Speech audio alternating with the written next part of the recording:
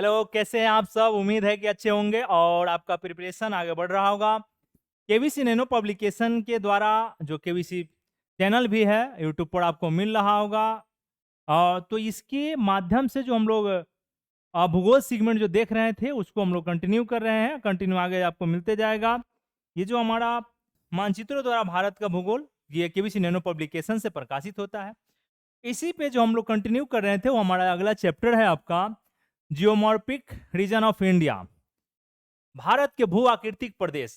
इस चैप्टर को अगर आप अध्ययन करेंगे या करेंगी तो क्या कौन कौन से इसके पार्ट्स है, जिसे अगर आप याद रखते हैं तो आपका क्वेश्चन सॉर्ट आउट हो जाएगा। यो UPSC, UPPCS, BPSC, one day exam, जो भी एग्जाम होते हैं, ज्योग्राफी के प्रश्न पूछे जाते हैं तो मानचित्र का काफी रोल होता है।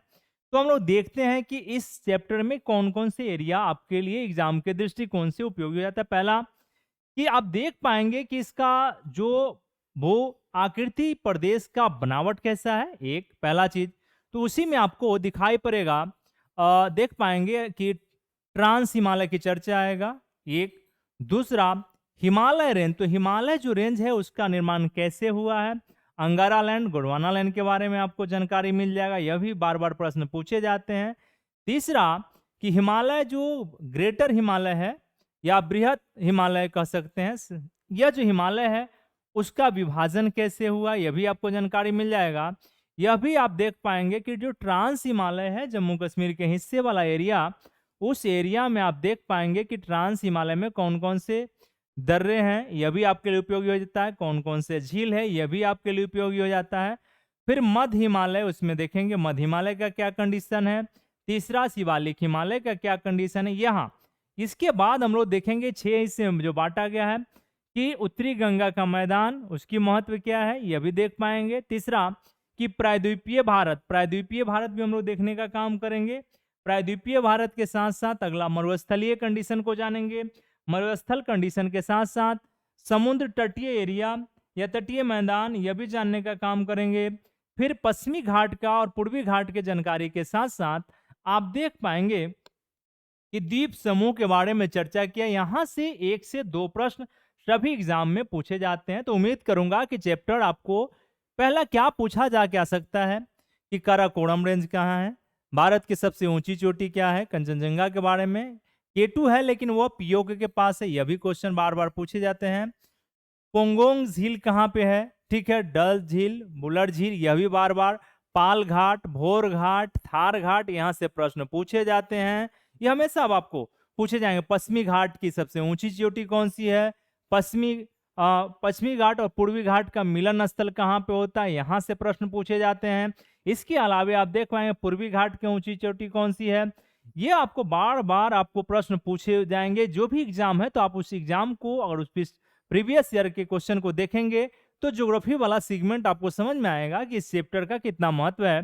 तो केबीसी नैनो पब्लिकेशन के द्वारा जो आपको सहयोग किया जा रहा है, तो आप क्या करें कि पब्लिकेशन से जुड़े कई सारे पुस्तकें मार्केट में दिखाई पड़ते हैं और अच्छी पुस्तकें, और पूरा टीम काम कर रहा है और बेहतर से बेहतर आपको पुस्तक मार्केट में प्रोवाइड कराया जा रहा है। ऑनलाइन वेबसाइट भी चेक कर सकते हैं इसका, और वहां से आप किसी तरह का किताब ले सकते हैं। तो हम लोग देखते हैं, चैप्टर की बात करते हैं, चैप्टर की शुरुआत करते हैं। पहला, कि जो भू आकृति है इसमें बताया गया है कि कितने % इसके क्षेत्रफल पे पर्वत है, पहाड़ियां हैं, पठार है और विशाल मैदान। यह आपके प्रश्न से उतना उपयोगी नहीं होता है। तो हम लोग पहले देखते हैं कि प्रमुख भू आकृति के कौन कौन से हैं, नॉर्थ टू साउथ, ईस्ट और वेस्ट। तो आपको दिखाई पड़ेगा हमारे जो काम का उपयोगी है, प्रमुख भारत के प्रमुख भू आकृति क्षेत्र। जरा इसको देखा जाए तो पहला लिखा है उत्तर पर्वतीय प्रदेश, उत्तर का विशाल मैदान। दूसरा, इसको हम लोग डिवाइडेशन करने का काम करेंगे, अलग अलग हिस्सों में काट के बताने का काम करेंगे हम आपको। प्रायद्वीपीय उच्च भूमि का पठार, यह भी डिवाइड किया है। मरुस्थल बताया गया है, समुद्र तटीय मैदान और द्वीप समूह, यह आपको डिवाइड कर दिया गया। और यह डिवीजन आप देख पाएंगे जियोमॉर्फिक में कि रीजन में एनसीईआरटी ने सेम इसी कंडीशन में बांटने का काम किया है। इस तरीके से आपको काफी मजा आएगा। अब यहाँ पे 6 प्रादेशिक भौतिक प्रदेशों को विभाजित किया गया है। तो सेल विज्ञान के आधार बनाते हुए तो हम देखते हैं कि एग्जाम के दृष्टिकोण से क्या उपयोगी है। अब हम लोग यहाँ पे देख लीजिए, एक पहले मानचित्र को देखते हैं। ये जो आप देख रहे हैं, ये वाला जो हिस्सा है आपका, ये जो हिस्सा आप देख रहे हैं, ये हिस्सा ट्रांस हिमालय है। कौन सा हिमालय है? ट्रांस हिमालय बोलते हैं, ट्रांस हिमालय।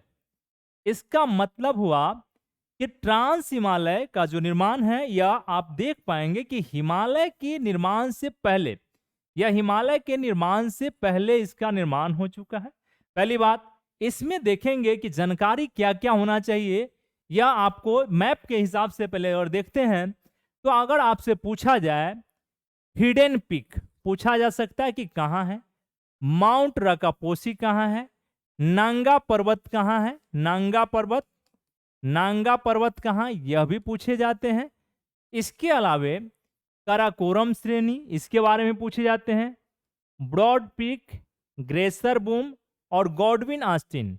गॉडविन आस्टिन यानी K2, यह भारत में आप देख पाएंगे कि सबसे ऊंची पीक है, लेकिन इस पर पाकिस्तान POK का मतलब पाक ऑक्युपाई कश्मीर में है, इसलिए हम भारत को नहीं मानते हैं। भारत में और कोई पूछता है सबसे ऊंची चोटी में, आप देखेंगे तो कंचनजुंगा को हम लोग देखने का काम करते हैं, जो सिक्किम में, यह ध्यान रखिएगा। तो यह एक तो यहां से क्वेश्चन पूछा। दूसरा कि ट्रांस हिमालय में उत्तर से दक्षिण आपसे पूछ दिया जाए कि जब आप उत्तर से दक्षिण की तरफ चलते हैं तो ट्रांस हिमालय में जो पर्वत श्रेणियां हैं उसको व्यवस्थित करें। उत्तर से दक्षिण अगर व्यवस्थित करेंगे तो इसका एक ट्रिक है KLJP। KLJP मतलब कराकोरम, कराकोरम रेंज पहला। लद्दाख, लद्दाख, ये जो लद्दाख आप सुन रहे हैं इसे ठंडा मरुस्थल भी कहा गया है। लद्दाख को ठंडा मरुस्थल भी कहा जाता है, यह ध्यान रखने की जरूरत है। लद्दाख जैसे KLJP, KLJP, ठीक है, जास्कर श्रेणी। और चौथा पीर पंजाल, पीर पंजाल। इस सब को जब आप मिला देंगे तो इसे कश्मीर हिमालय कहा जाता है।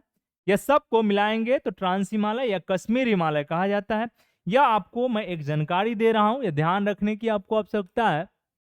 यह इतना आपको याद हो गया होगा, उम्मीद करूंगा कि अच्छे से समझ में आ रहा होगा। एक दूसरा, जब इसको आप देखेंगे तो यहीं पे आपको अरावली श्रेणी, अरावली श्रेणी जो है अवशिष्ट पर्वत का उदाहरण है, सबसे प्राचीन है, सबसे प्राचीन है हिमालय। आप देखेंगे अवशिष्ट जो अरावली का विस्तार है, आप देख पाएंगे कि दिल्ली रेंज तक विस्तार है। सबसे प्राचीन है अवशिष्ट पर्वत, अवशिष्ट पर्वत का उदाहरण, यह भी आपको ध्यान रखने की आवश्यकता है। इसके नीचे आपको दिखाई पड़ रहा होगा मानचित्र में, आप देख पा रहे होंगे ये गंगा का मैदान, ये हिमालय। यहां से हम लोग देखेंगे तो हिमालय रेंज पूरा दिखाई पड़ रहा है, पूरा आपको हिमालय रेंज देख पा रहे होंगे। ये जो हिमालय है, और हिमालय का आप देख पाएंगे, हिमालय के ऊपर जब आप फोकस करेंगे मानचित्र पर तो आपको दिखाई पड़ेगा ये वाला जो एरिया है, इसको देख लिया जाए तो इसका जो बनावट है, इसी में एक नंबर पे आप कह सकते हैं बृहद हिमालय, दूसरा मध्य हिमालय, मध्य हिमालय, तीसरा जो आपका एरिया होता है वह शिवालिक हिमालय। यह आपका, इसके नीचे जब आप आते हैं तो तराई का मैदान दिखाई पड़ेगा, तराई का मैदान दिखाई पड़ेगा। बात समझ में आ रहा होगा। तो बृहद हिमालय, तो बृहद हिमालय का जो आप देख पाएंगे, एक आप ऐसे समझ लेना है कि गोंडवाना लैंड भारत की भूमि और अंगारा लैंड यूरेशिया का भूमि, ये जो दोनों प्लेट था, दोनों प्लेट लंबे समय में घर्षण के कारण टकराया। जो जब टकराव हुआ तो भू तेथिस सागर था, और उसी तेथिस सागर भू सन्नति के कारण क्या हुआ कि हिमालय रेंज का निर्माण हुआ। 7 करोड़ वर्ष के आसपास में इसका टाइम है। यह वलित पर्वत है, मुर्दार पर्वत है, और यह नवीन वलित पर्वत है। इसका विस्तार धीरे धीरे हो रहा है। तो यह, और बृहद जो हिमालय है, इसमें आप देखेंगे कि इसका जो विस्तार है उत्तर से लेकर, उत्तर से जब आप चलते हैं तो पूरा पश्चिम हिस्सा जो आप पूरा हिस्सा जो है 2525 किलोमीटर इसका रेंज दिखाई पड़ेगा। 2525 किलोमीटर, 2525 किलोमीटर हिमालय का आप देख पाएंगे क्या है कि लंबाई है। यहाँ तक चौड़ाई देखेंगे कि हिमालय का जो चौड़ाई है 140 से 190 किलोमीटर के आसपास में इसका देख पा रहे हैं। तो यह आपको लंबाई चौड़ाई, यह लेकिन पूछेगा नहीं कि कितना लंबाई चौड़ाई है, मैं आपको बता रहा हूं। तो हिमालय देखिए, पहले ट्रांस हिमालय, फिर हिमालय की बात करेंगे। और हिमालय में ट्रांस हिमालय का जो विस्तार आप देख रहे हैं, ट्रांस हिमालय का ही विस्तार कैलाश रेंज है। कैलाश श्रेणी जो आप देखते हैं, ट्रांस हिमालय का ही विस्तार है, देख रहे हैं। उसी समय उसी जगह आप देख पाएंगे तिब्बत का पठार, ये वाला एरिया आपको दिखाई पड़ रहा होगा। तो ये इतना जो हमारे प्रश्न का जो काम कची उतना हम लोग देख रहे हैं, कोई दिक्कत नहीं है। फिर इस बीच में आप देखेंगे मैदानी भाग, ये वाला हिस्सा मैदानी भाग हम लोग देख रहे हैं। तो मैदानी भाग भी समझने का काम करेंगे कि इसका क्या महत्व है, क्योंकि आप देखेंगे कि मैदानी भाग हिमालय से ही आप देखेंगे कि सारी नदियों का उदय हुआ, बड़ी बड़ी नदियों का उदय है। और यह नदियां मैदानी तराई के मैदान में कुछ समय के लिए लुप्त होती है, और फिर क्या होता है, धीरे धीरे जब यह आपको मैदानी क्षेत्र में निकलती है, और इसी नदियों को आपको जीवन धारा कहा जाता है या फिर सप्ताह का पालना कहा जाता है। इसमें गंगा से लेकर सिंधु मैदान से जब शुरू करेंगे, सिंधु नदी से लेकर, तो नदियों के आधार पर, मतलब हिमालय रेंज से निकलने वाली नदियों के आधार पर भी हिमालय का विभाजन कर दिया गया है, यह भी आपको ध्यान रखना चाहिए। तो इसके साथ साथ मैदानी भाग के बारे में समझेंगे। मैदानी भाग के बाद सबसे बड़ा जो हिस्सा है आपका इस चैप्टर का, प्रायद्वीपीय भारत, जो सबसे पहले बना है प्रायद्वीपीय भारत, ये जो देख रहे हैं। तो ये वाला जो हिस्सा है हम लोग इसको देखने का काम करेंगे कि प्रायद्वीपीय भारत यह कौन कौन सा एरिया है जिसमें हमें एग्जाम के दृष्टिकोण से, अभी जस्ट पूछा था कि पूर्वी घाट का सबसे ऊंची चोटी कौन है, बीपीएससी से एग्जाम में पूछा गया है। तो विशाखापत्तनम अकॉर्डिंग टू पुस्तक, जो आपका पुस्तक दिखाई पड़ रहा है उसके हिसाब से आप देख पाएंगे। यहाँ पे पश्चिमी घाट का पूछता है, तो हम लोग पश्चिमी घाट में चलेंगे, तो अनाईमुडी का चर्चा करेंगे, तो बेटा का चर्चा करेंगे। तो ये सारे रीजन, फिर यहीं पे आप देख पा रहे हैं कि ये जो प्रायद्वीपीय भारत है, इसमें पठारी हिस्सा, मालवा का पठार दिखाई दे रहा है। छोटा नागपुर का पठार का जब बात करते हैं तो वह क्या है कि आपको बैकबोन है, रीढ़ है, खनिज पदार्थों के लिए काफी फेमस है।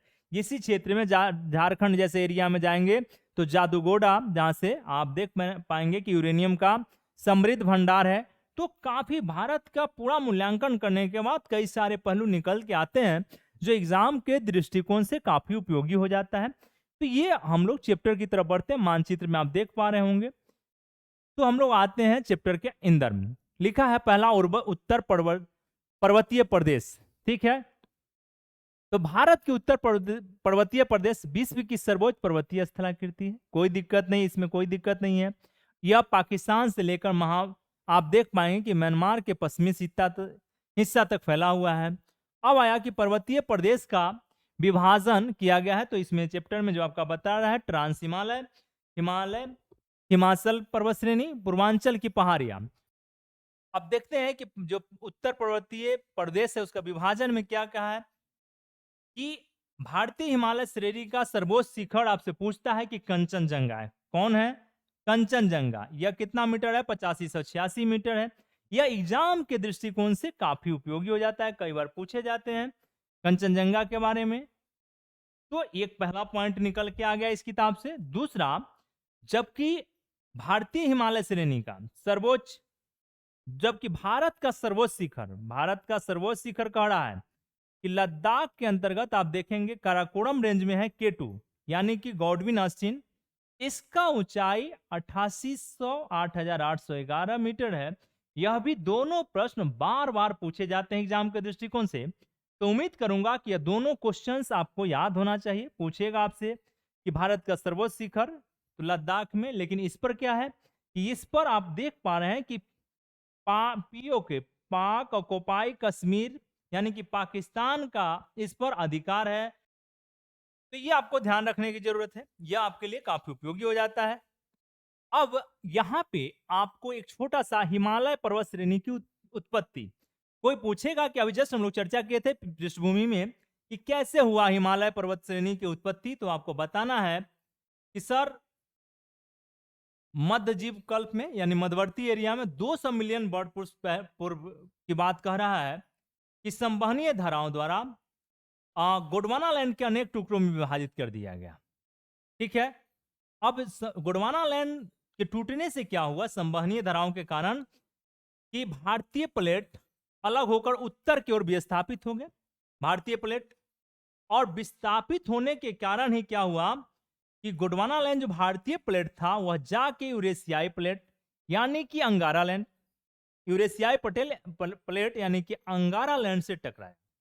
अब जिससे क्या हुआ कि तेथिस सागर, दोनों प्लेट के बीच में अभी जस्ट चर्चा हम लोग कर रहे थे, तेथिस सागर था, और यहीं पे क्या हुआ कि वो सागर धीरे धीरे ऊपर उठते चला गया अपसादी चट्टानों के रूप में, और वलित पर्वत होने से हिमालय या पश्चिम एशिया की पर्वत श्रृंखलाओं का निर्माण हुआ। तो आपको सीधा बताना है कि दो प्लेट के टकराने के कारण, गोंडवाना लैंड और अंगारा लैंड के टकराने से ही भूसन्नति के कारण यानी कि कारण हिमालय का निर्माण हुआ। बस इतना आपको बताने का जरूरी है, बस इतना आप याद रखेंगे। और यह हिमालय जो पर्वत श्रृंखला है वह विश्व का नवीनतम पर्वत श्रृंखला, यानी कि इसका और विस्तार हो रहा है, इसका और विस्तार हो रहा है। तो यहां से भी प्रश्न आपको कई बार पूछे जाते हैं। जरा मानचित्र पर देखा जाए, फिर से मानचित्र पर आते हैं क्योंकि मानचित्र का ही अध्ययन आप कर रहे हैं।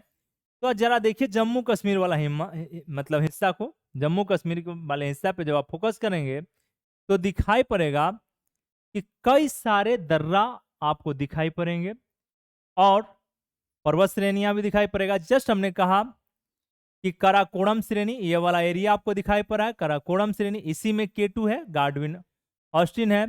यहीं पे आप देख पाएंगे सल्तेरो कांगरी, रीमो, आसिल दर्रा, मामोसे कांगरी, सासेर कांगरी, यह सारा आप देख रहे हैं। तो लद्दाख वाला हिस्सा में, जो वर्तमान लद्दाख वाला हिस्सा है, वहां पे इन सभी प्लेस को देख रहे हैं, और यह प्लेस से कहीं ना कहीं किसी न किसी एग्जाम में प्रश्न पूछे जाते हैं। कराकोरम के जस्ट नीचे आप आ जाएंगे तो लद्दाख श्रेणी दिखाई पड़ेगा। उसके बाद जास्कर श्रेणी देख पा रहे हैं, जास्कर श्रेणी, राकापोसी, देखिए यहाँ राकापोसी भी मिल जाएगा, नंगा पर्वत भी मिल जाएगा, यह भी ध्यान रखने की जरूरत है। और ये सब बार बार प्रश्न पूछे जाते हैं, ठीक है, इसलिए ध्यान रखने की जरूरत है।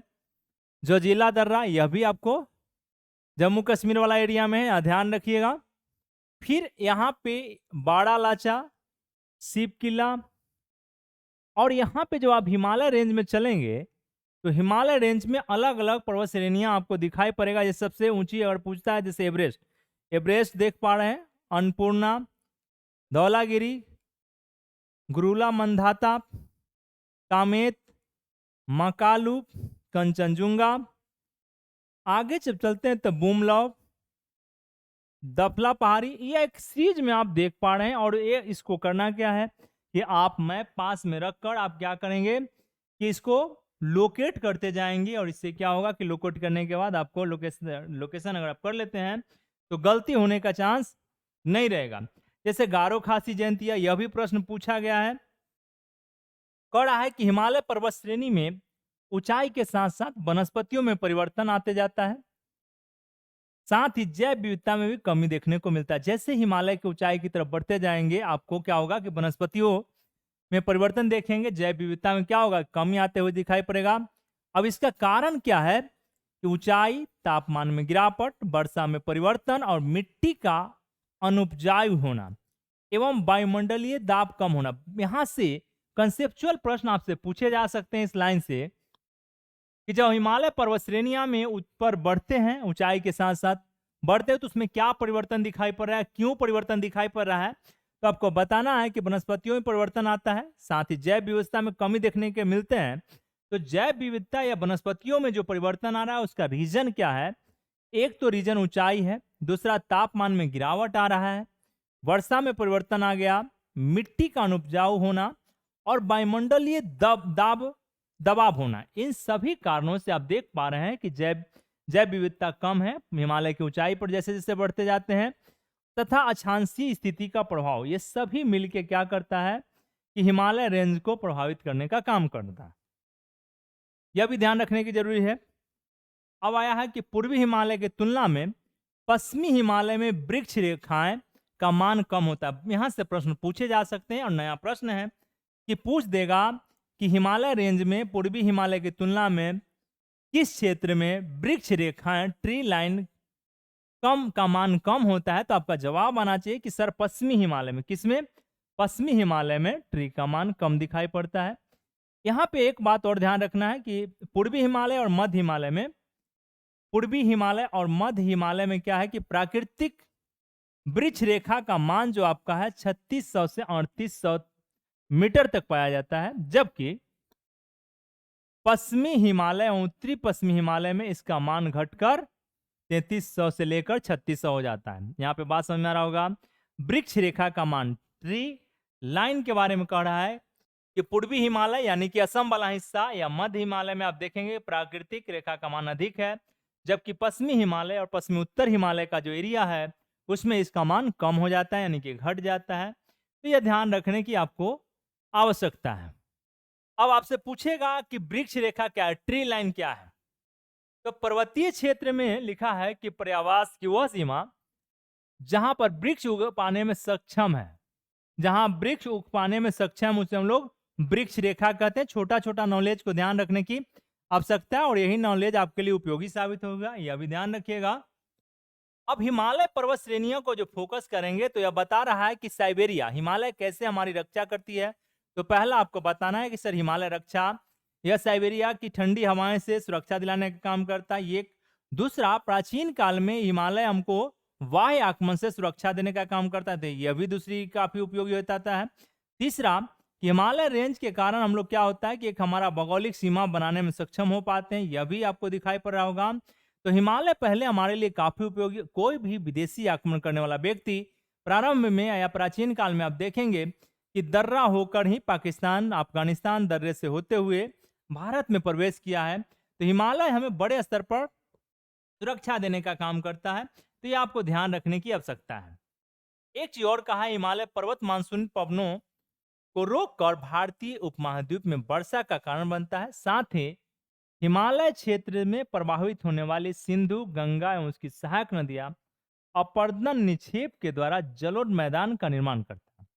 अब कह रहा है कि हिमालय का यह महत्व है कि यह क्या करती है कि आपको मानसूनी पवनों को रोककर भारतीय क्षेत्रों में क्या कराएगा कि वर्षा कराने का काम करता है। साथ ही कि वहां से निकलने वाली जो नदियां हैं, उसी हिमालय से निकलने वाली नदियों के कारण ही गंगा एवं सहायक नदियों के अपरदन और निक्षेप के द्वारा ही क्या होता है कि जलोढ़ मैदान का निर्माण होता है। तो यह भी आपको याद रखने की आवश्यकता है।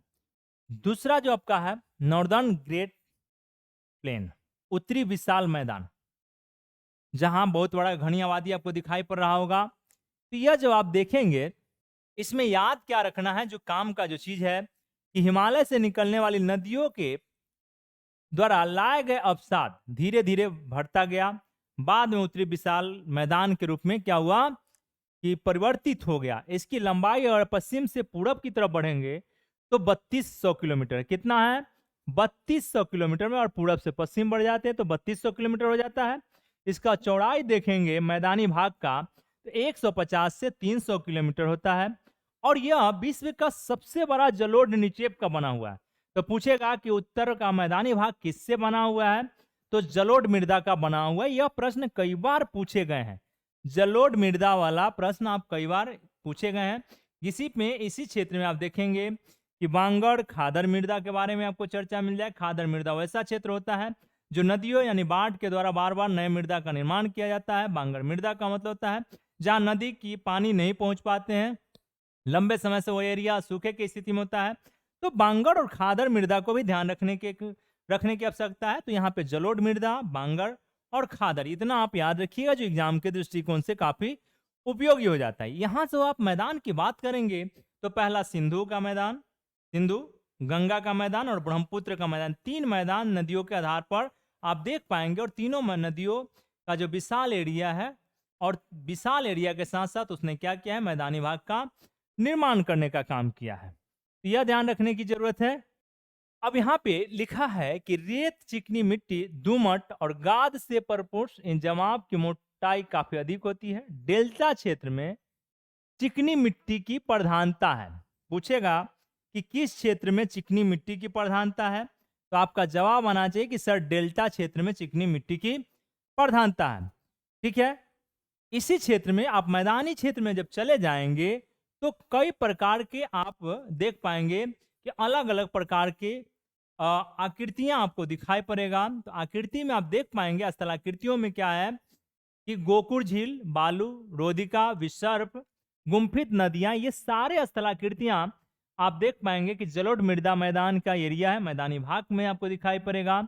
इसमें क्या क्या मिलेगा, तो बालू रोदिका, विसर्प, गोकुर झीलें, गुम्फित नदियां जैसी स्थलाकृतियां की उपस्थिति इस मैदान का प्रौढ़ावस्था की प्रमाणिकता है। यानी यह बता रहा है कि नदी अब कैसा हो गया, प्रौढ़ हो चुका है। कोई पूछेगा कि आप डेल्टा क्षेत्र में तो चिकनी मिट्टी की प्रधानता है, वही ऊपरी भाग में जाएंगे कि रेत का बहुलता दिख पा रहा है, तो रेत की बहुलता मिलती है। साथ ही देख पाएंगे कि इस क्षेत्र में बालू रोदिका मिल रहा है, विसर्प, गोकुर झील, गुम्फित नदियां का जो स्थलाकृतियां बना हुआ है नदियों के द्वारा, तो इसका मतलब है कि नदियां अब प्रौढ़ावस्था में आ चुकी हैं। तो यह भी आपके लिए काफी उपयोगी हो जाता है, यह ध्यान रखने की आवश्यकता है। अब आप पूरब से जब पश्चिम की ओर जब बढ़ते हैं तो क्या होता है कि मैदान की चौड़ाई में वृद्धि हो जाएगा। इस मैदान में सबसे कम गहराई पूछेगा कि मैदान में सबसे कम गहराई किस क्षेत्र में मिलेगा, तो बुंदेलखंड के ऊपरी भाग में, मैदानी क्षेत्र में सबसे कम गहराई वाला हिस्सा कहाँ मिलेगा, बुंदेलखंड के ऊपरी भाग में, याद रखिएगा। सबसे अधिक गहराई हरियाणा के अंबाला तथा यमुनानगर में। सबसे मैदानी क्षेत्र में सबसे आप देख पाएंगे कि सबसे अधिक गहराई हरियाणा राज्य के अंबाला और यमुनानगर में, तो यह आपको ध्यान रखने की आवश्यकता है। ब्रह्मपुत्र का मैदान जाइएगा तो असम मानचित्र पर देखेंगे हम लोग, असम में मिल जाएंगे। और यहाँ पे है, क्योंकि ब्रह्मपुत्र नदी असम में सबसे अधिक गाढ़, अभी आपको देखेंगे कि बाढ़ की स्थिति बनी रहती है हमेशा, तो यह भी आपको हमेशा बाढ़ आने से क्या होता है कि जनजीवन क्या होता है कि असम का प्रभावित होते रहता है। और बाढ़ के कारण ही और अवसाद जमा करने के कारण ही आप देख पाएंगे कि असम के क्षेत्र में द्वीपों का निर्माण हुआ है। ठीक है, अब वहीं पे असम में जाएंगे तो माजुली द्वीप के मैदान दिखाई पड़ेगा। तो यह बार बार यह क्वेश्चन पूछे गए हैं कि माजुली द्वीप कहाँ पे है, किस क्षेत्र में है, तो आपका जवाब आना चाहिए कि असम के क्षेत्र में है। कहाँ पे है, असम के क्षेत्र में, यह ध्यान रखने की जरूरत है। जरा हम लोग मानचित्र पर देख लेते हैं। तो मानचित्र को देखेंगे तो आपको दिखाई पड़ेगा सतलुज यमुना का मैदान, ये आप देख पा रहे होंगे, राजस्थान का मरुस्थलीय हिस्सा। और एक चीज बहुत बड़े वैज्ञानिक ने बताया है, जो भूगर्भ के जांच पड़ताल करते हैं या उनसे जुड़े हुए हैं, कि जो राजस्थान वाला हिस्सा है, इस क्षेत्र में पहले भी वृक्ष थे। यह नहीं सोचिए कि उधर पूरा बालू का एरिया हो गया तो कभी वृक्ष नहीं थे, नहीं, उस क्षेत्र में वृक्ष थे। लेकिन आगने वाला समय में क्या हुआ कि उनका कणे भूगर्भीय घटनाओं के कारण ही आप देख पाए कि समुद्र एरिया से भी जुड़ाव खत्म हो गया, नदियों का रूट परिवर्तन हो गया, जिस कारण से आप इस क्षेत्र में देखेंगे कि बहुत बड़ा एरिया मरुस्थलीय एरिया दिखाई पड़ेगा। ऊपरी गंगा का मैदानी या मध्य गंगा का मैदान आप देख पा रहे हैं। ये जो एरिया है, ये एरिया पश्चिमी उत्तर प्रदेश वाला, हरियाणा वाला एरिया जो देख रहे हैं, ये अपने आप में काफी उपयोगी हो जाता है। और इसी क्षेत्र में आप देखेंगे कि आज भी फसल उत्पादन बेहतर स्थिति में पंजाब हरियाणा वाला जो क्षेत्र है काफी उपयोगी हो जाता है। मध्य गंगा का मैदान, या मध्य गंगा का मैदान आप देख पा रहे हैं, ये वाला एरिया। इसके साथ साथ आप देख पा रहे हैं निचली गंगा का मैदान, आप देख रहे हैं निचली गंगा का मैदान है। और ब्रह्मपुत्र का मैदान, यह ब्रह्मपुत्र का मैदान, यानी कि यह सिंधु नदी वाला मैदान हो गया भारत और पाकिस्तान के हिस्से में। तो आप अगर भूगोल को अच्छे से देखे हुए हैं तो इसके साथ साथ आपका आईआर, इतिहास, कई सारे एरिया कंप्लीट होते चले जाएंगे। यहां तक हम लोगों ने देखने का काम किया है। अब बढ़ते हैं आगे की तरफ। अब एक इसी चैप्टर पर आपको दिखाई पड़ रहा है कच्छ का रेगिस्तान। तो हमने जस्ट कहा कि भारत और फ्रांसीसी शोधकर्ताओं ने कच्छ का शुष्क, गर्म शुष्क रेगिस्तान कभी नम आर्द्र उपोष्ण कटिबंधीय जंगल था, अभी हम लोग जस्ट चर्चा कर रहे थे, जिससे विभिन्न प्रकार के पक्षी पक्षी मछलियां संभवतः जिराफ गैंडे निवास करते थे। अब भूगर्भीय परिवर्तन ने क्या किया कि अंततः समुद्र से नमक के समतल मैदान के संपर्क को बंद कर दिया और यह क्षेत्र बड़े झील में बदला। अंततः नमकीन आर्द्र भूमि अरब सागर के निकटता के कारण कच्छ में अब तक पाए जाने वाले जीवाश्मों में मुख्य रूप से समुद्री जीव में अधिक संख्या दिखाई पड़ा। ये हम लोग चर्चा किए थे, लेकिन इसका कोई उतना महत्व नहीं बन जाता है, केवल आपको एग्जाम के दृष्टिकोण से ध्यान रखने की जरूरत है। अब हम लोग देखते हैं प्रायद्वीपीय उच्च भूमि। प्रायद्वीपीय उच्चभूमि हम लोग चर्चा पीछे किए थे, तो यह ध्यान रखना है कि भारत का सबसे बड़ा भू आकृति प्रदेश है प्रायद्वीपीय, सबसे बड़ा। ठीक है, यह त्रिभुजाकार का दिखाई पड़ेगा, त्रिभुज के आकार के देख पाएंगे। ठीक है, और भारत का सबसे प्राचीन, सबसे बड़ा भौतिक प्रदेश एवं स्थिर भाग है। यह क्या है? स्थिर भाग है, यानी कि भूकंपीय घटना इधर कम होने का चांस आपको रहेगा, तो यह आपको ध्यान रखना है प्रायद्वीपीय भारत में। अब यहाँ पे क्या है कि प्रायद्वीपीय पठार आग्नेय तथा रूपांतरित चट्टानों वाली पहाड़ियों से और चौड़ी घाटियों से बना हुआ है। तो आग्नेय और रूपांतरित चट्टान का भी ध्यान रखने की जरूरत है, यहां तक ध्यान रखेंगे। और इसकी जो प्रायद्वीपीय पठार में औसत ऊंचाई का जो घाटियां मिलेगा या पर्वत मिलेंगे, उसका 600 से 900 मीटर तक होगा। कितना होगा? 600 से 900 मीटर तक आप देख पाएंगे। कितना तक? 600 से 900 मीटर तक देख पाएंगे। ठीक है, अब कह रहा है कि ये जो प्रायद्वीपीय पठार का जो निर्माण हुआ है, गोंडवाना भूमि के अपक्षय और अपरदन के कारण हुआ है। किसके? गोंडवाना भूमि। हम लोग जस्ट अभी गोंडवाना भूमि और अंगारा लैंड का चर्चा किए थे, कोई दिक्कत नहीं है। लंबे समय में क्या हुआ कि दोनों टकराया और फिर क्या हुआ कि हिमालय का निर्माण हुआ। तो आपको प्रायद्वीपीय भारत में गोंडवाना भूमि की अपक्षय और अपरदन, यानी कि अपरदन लंबे समय तक उस वह जो भूमि का परत है घिसते रहा और इसी से इसका निर्माण हुआ है। तो यह ध्यान रखने का जरूरी है। इसका आधार दिल्ली, कटक से लेकर राजमहल की पहाड़ियां झारखंड तक फैला हुआ है। आपको प्रायद्वीपीय उच्चभूमि और शेष कन्याकुमारी तमिलनाडु से बना है। मेघालय की उच्चभूमि पठार संरचना एवं उत्पत्ति के दृष्टि से प्रायद्वीपीय पठार का ही भाग है। बार बार क्वेश्चन आपसे पूछा गया है कि हिमालय जो है या पूर्वोत्तर भारत में हिमालय का मेघालय की जो भूमि है, मेघालय यानी गारो खासी जयंतिया का जो बात कर रहे हैं, वह कब से बना हुआ है? तो इसका मतलब है कि वह प्रायद्वीपीय भारत का हिस्सा है। किसका है? प्रायद्वीपीय भारत का हिस्सा है। आप देखेंगे कि मालदा गैप के कारण वह, मालदा गैप देख पाइएगा, मैप पर जरा देख लेंगे, मालदा गैप के कारण वह अलग हो गया। तो अलग हुआ है तो ध्यान रखने के जरूरी है कि गारो खासी जयंतिया वाला जो एरिया है वह प्रायद्वीपीय पठार का भाग है, जो क्या है कि प्रायद्वीपीय पठार का बहिर्सिर आउटलियर है। ठीक है, बाहरी हिस्सा है, कोई दिक्कत नहीं है। अब इसको यहाँ के नदियों पर ध्यान देंगे, नदियों के आधार पर इसका ढाल का निर्धारण करना होगा। तो ढाल उत्तर से पूरब की ओर है। कैसा है? ढाल उत्तर से पूरब की ओर है, ढाल उत्तर से पूरब की तरफ दिखाई पड़ेगा, कोई दिक्कत नहीं है। तो दूसरी तरफ आप देखेंगे कि महानदी कृष्णा, गोदावरी तथा कावेरी है, जिसका प्रवाह जो है पश्चिम से पूरब की तरफ, पश्चिम से पूरब की तरफ है। सतपुड़ा मैकाल रेखा से दक्षिण का समान ढाल पूरब एवं दक्षिण पूरब की ओर जाया करता है।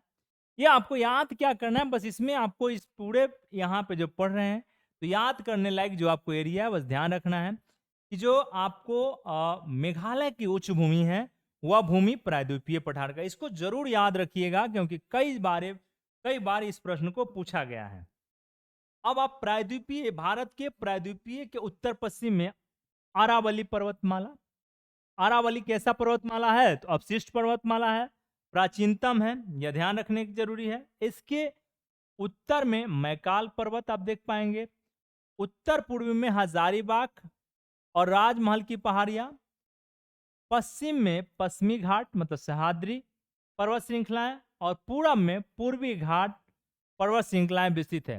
भारतीय उपमहाद्वीप में भारतीय प्रायद्वीप की जब बात कोई आपसे पूछे तो भारतीय प्रायद्वीप में आप ऐसे बना लीजिए और बना लेने के बाद कहिए नॉर्थ वेस्ट। तो नॉर्थ वेस्ट हिस्सा में आपको बताना है अरावली पर्वत को बताना है एक। फिर कहना है कि मैकाल, यहाँ पे आपको मैकाल पर्वत दिखाई पड़ जाएगा, कोई दिक्कत नहीं। उत्तर पूर्व में जाएंगे तो हजारीबाग क्षेत्र में तो हजारीबाग और राजमहल पहाड़ी आपको दिखाई पड़ जाएगा। पश्चिम में चलेंगे, यहाँ पे पश्चिम के एरिया में आप जाएंगे तो आप देख पाएंगे पश्चिमी घाट, ये पश्चिमी घाट जिसे सह्याद्री के नाम से जानते हैं हम लोग, पश्चिमी घाट, कोई दिक्कत नहीं है, यहाँ तक बात समझ में आ रहा होगा। ये वाला एरिया, इसकी तरफ देख पाएंगे कि पूर्वी घाट, ये वाला एरिया हमारा क्या हो जाता है? पूर्वी घाट हो जाता है।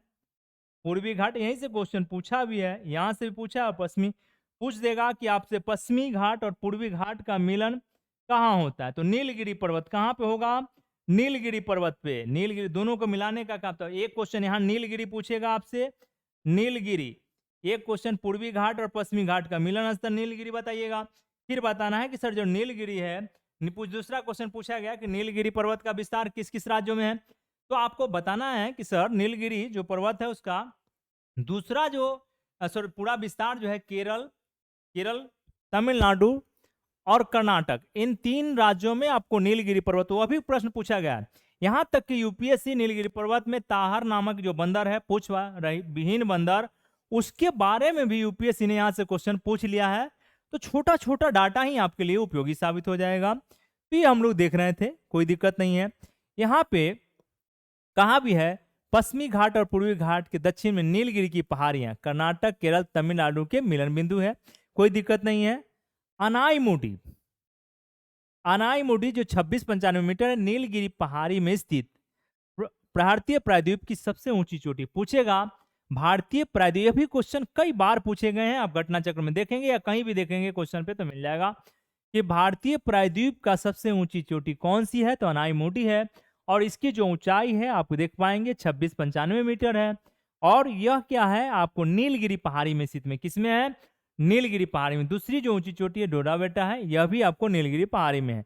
यह भी आपको ध्यान रखने की जरूरी है, कोई दिक्कत नहीं। यहाँ तक बात समझ में आ रहा होगा, यहां तक हम लोग देख चुके हैं। अब आते हैं पश्चिमी घाट। पश्चिमी घाट के बारे में कि पर्वतों की एक ऐसी श्रृंखला कि जिसकी उत्पत्ति सेनोजोइक काल में दक्कन पठार के पश्चिमी भाग से लेकर समुद्री तट अर्थानी कि अरब सागर के समानांतर हुई है, यह ध्यान रखिएगा। पश्चिमी घाट में आपको ताप्ती नदी गुजरात से लेकर आप जाएंगे कन्याकुमारी, पश्चिमी घाट आपको ताप्ती नदी से कन्याकुमारी तमिलनाडु तक 1600 किलोमीटर लंबा आपको दिखाई पड़ेगा। ठीक है। केरल में इस पर्वत श्रृंखला को, केरल जब आप जाएंगे इस पर्वत श्रृंखला को ताव्य पर्वतनतम के नाम से जाना जाता है। और इसकी जो उत्पत्ति हुई है पश्चिमी घाट पर्वत श्रृंखला का, यह आपको दिखाई पड़ेगा ब्लॉक माउंटेन का उदाहरण है। भ्रंशोत पर्वत यानी कि ब्लॉक माउंटेन का उदाहरण। यह भी प्रश्न पूछे गए हैं या पूछे जा सकते हैं, या क्वेश्चन पूछे जा सकते हैं कि पश्चिमी घाट है क्या है भाई, तो आपको बताना है कि भ्रंशोत पर्वत है। ठीक है, इसका इतना आप खाली याद रखेंगे, भ्रंशोत पर्वत, इतना से भी मान लें ब्लॉक माउंटेन याद रखेंगे, यहां से भी आपका काम हो जाएगा। इसका निर्माण जो है स्थल के खंड के अरब सागर में अब संलग्न के कारण हुआ, इसकी कोई जरूरी नहीं है। इसका पश्चिमी ढाल तीव्र एवं खड़ा है। इसका पश्चिमी ढाल कैसा है? तीव्र एवं खड़ा है, जबकि पूर्वी ढाल मंद और सीढ़ी नुमा क्रमशः नीचे हुआ पठार है। 16 डिग्री उत्तरी अक्षांश के दक्षिण तक। अब देखिए उत्तरी अक्षांश का बात कर रहा है, अक्षांश यानी कि ये वाला बात आपको कह रहा है कि 16 डिग्री अक्षांश के दक्षिण तक पश्चिमी घाट मुक्त बेसाल्ट सैलो एवं गोवा से दक्षिण में ग्रेनाइट और नीच सैलो से निर्मित है। पश्चिमी घाट में क्या क्या देख पा रहे हैं कि यह बेसाल्ट सैलो से निर्मित है, साथ में आप ग्रेनाइट और नीच सैलो का भी निर्माण में योगदान है। तो यह भी आपको ध्यान रखने की आवश्यकता है। जरा मानचित्र को देख लीजिए, अभी हम लोग क्या क्या देख रहे हैं। पूछे मालवा का पठार, तो आपको जवाब देना है कि सर मालवा का पठार प्रायद्वीपीय भारत का हिस्सा है। प्रायद्वीपीय भारत कैसा है? त्रिभुजाकार है। बात समझ, सबसे पहले इसका निर्माण हुआ है, तो ये आपको ध्यान रखने की जरूरत है। मेघालय में गारो खासी जयंतिया है, यह भी ध्यान रखिएगा। गारो खासी जयंतिया को यह भी ध्यान रखने की जरूरत है, कोई दिक्कत नहीं है। अभी हम लोग जस्ट आगे, फिर अरावली हमने जस्ट बताया कि अवशिष्ट पर्वत का उदाहरण है, यह भी आपको ध्यान रखना है। मालवा का पठार प्रायद्वीपीय भारत का हिस्सा है। विंध्य श्रेणियां, नर्मदा नदी, सतपुरा श्रेणी, महादेव श्रेणी, यह सब आपको मध्य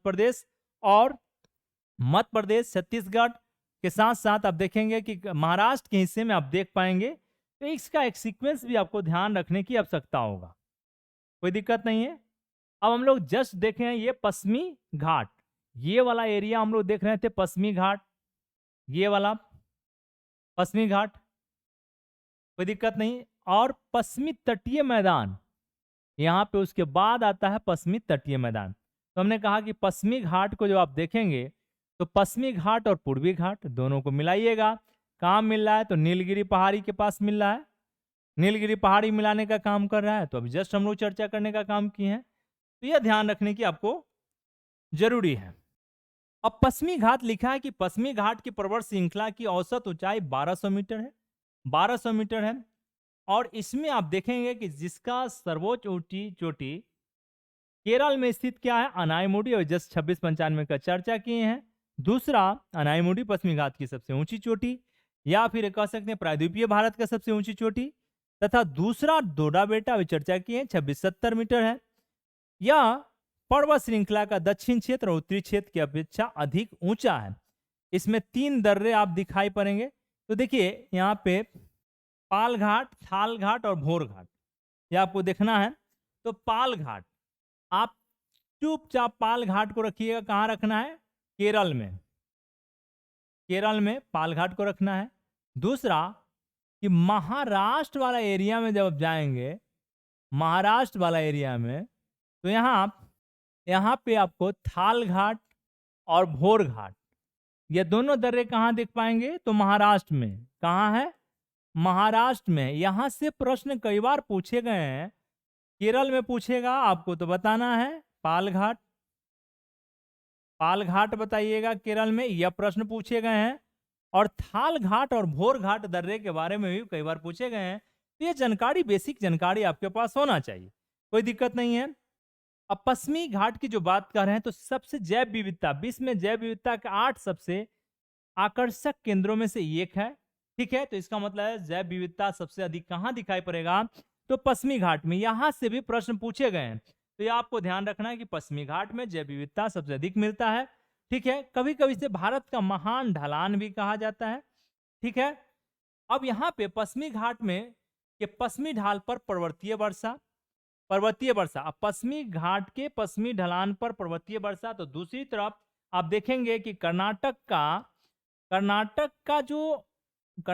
का शिमोगा डिस्ट्रिक्ट है, शिमोगा, ये वाला वृष्टि छाया क्षेत्र में पड़ जाता है। वृष्टि छाया क्षेत्र, क्या? वृष्टि छाया क्षेत्र में पड़ता है।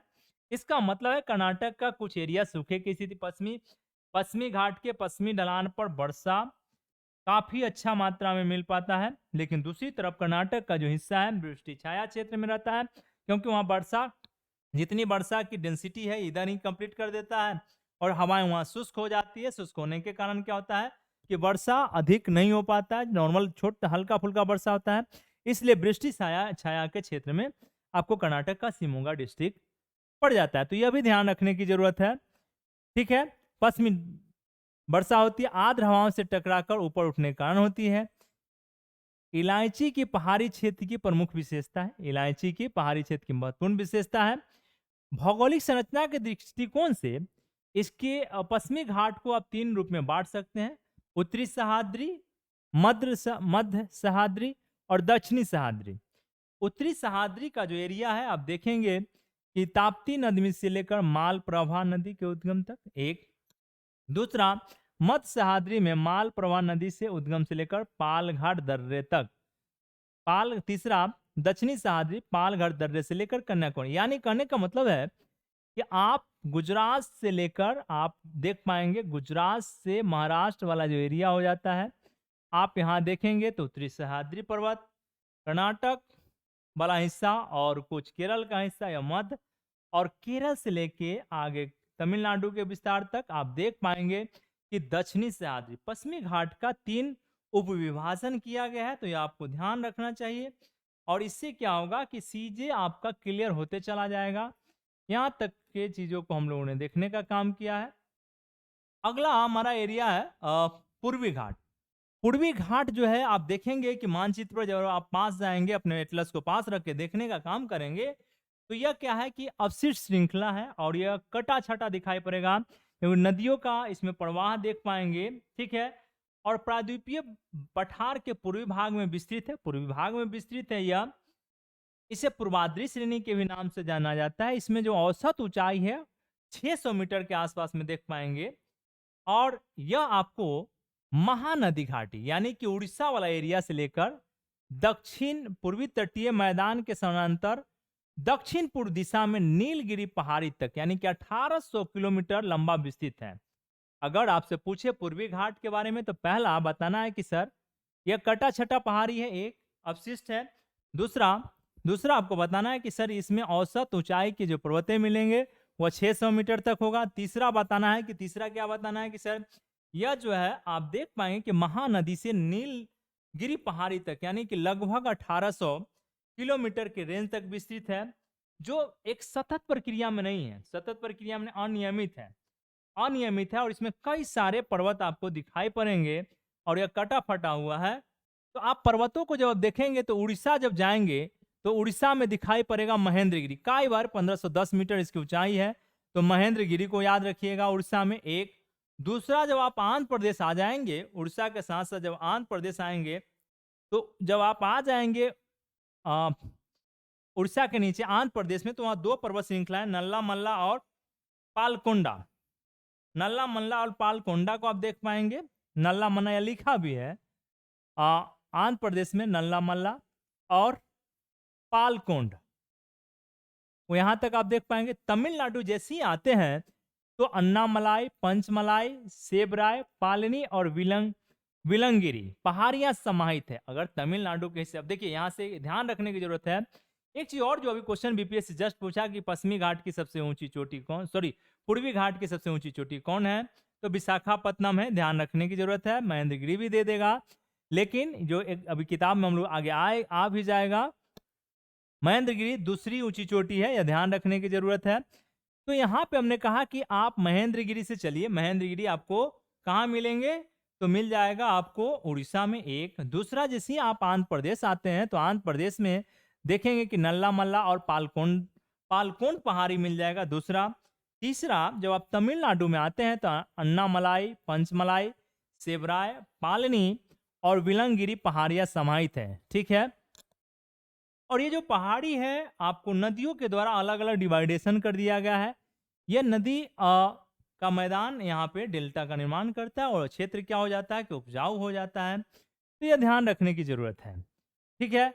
अब यहाँ पे पूर्वी घाट जो है मुर्दार पर्वत का अवशिष्ट रूप है। यह कैसा है, यहाँ से क्वेश्चन पूछे जा सकते हैं कि पूर्वी घाट जो है प्राचीन बलित मुर्दार पर्वत का अवशिष्ट, मतलब अवशिष्ट पुराना है, जिसकी सर्वोच्च शिखर विशाखापत्तनम में। क्या है विशाखापत्तनम, यह प्रश्न बीपीएससी ने जस्ट हाल में किसी एग्जाम में पूछा है, तो यह ध्यान रखने की आपको आवश्यकता है। विशाखापत्तनम कितना, 1680 मीटर है, ठीक है। और दूसरा जो ऊंची चोटी पूर्वी घाट का महेंद्रगिरी है। यहां तक बात समझ में आ रहा होगा। पश्चिमी घाट और पूर्वी घाट के मध्य पठारी क्षेत्र के अनेक स्थानीय नामों से जाना जाता है, उदाहरण तेलंगाना का पठार, यह आपको ध्यान रखने की आवश्यकता है। लास्ट में आप देखिएगा नीलगिरी पहाड़ी, अन्नामलाई, अनाईमुडी, कार्डिमम पहाड़ियां। मैप को और देखते चलते हैं। अब पूछेगा कि उत्कल तट कहाँ है, तो आपको बताना उड़ीसा के क्षेत्र में, ठीक है। उत्तरी सरकार आपको आंध्र प्रदेश हिस्सा में दिखाई पड़ेगा।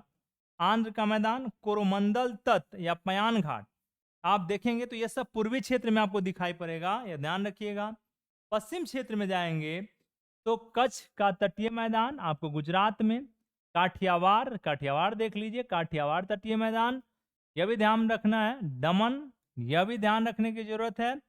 दमन, दादर नगर हवेली को देखेंगे, दमन एवं दीव को देख पाएंगे।